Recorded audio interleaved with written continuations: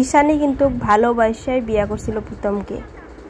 তো প্রীতমের মাঝখানে কি হইল, তারপরে ওকে ছেড়ে দিয়ে এখন আবার অন্যজনকে ধরছি। তো ওই যে এখন ওর লগে এই চ্যাংড়াটাকে ভালোবাসে। তারা যেন কত নাটক করবে সেটা দেখার শেষ নাই, যে সিরিয়ালের মতন শুরু হচ্ছে।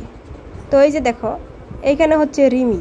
তো রিমিও কিন্তু প্রীতমকে ভালোবাসিল, তো প্রীতমকে ছেড়ে তারপরে এই যে আবার চলে আসে এই চ্যাংড়াটার সাথে। তো অন্য ষষ্ঠী নষ্টি করছিল, তারপর আবার নেক্সট টাইম আবার ওকে ছেড়ে আবার প্রীতমকে ধরছিল। কি বলবো তোমাদেরকে, আর যেন কি নাটক শুরু করছে কে জানে, শুধুমাত্র ভিউসের জন্য।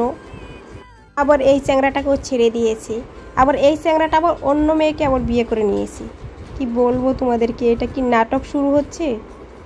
নাটক করে না সিরিয়াল করে ওরাই জানে। আর প্রীতমের কিন্তু দুইটা বউ, রিমি আর দিশানি। তো প্রথমে কিন্তু দিশানির বিয়ে করছিল, তো তারপরে দিশানিকে ছেড়ে তারপর রিমিকে বিয়ে করছিল, তারপরে রিমিকে ছেড়ে আবার এই যে অন্যকে, এটা আবার নতুন করে আরো একজন ধরছে। একবার নিজে দেখে আসো।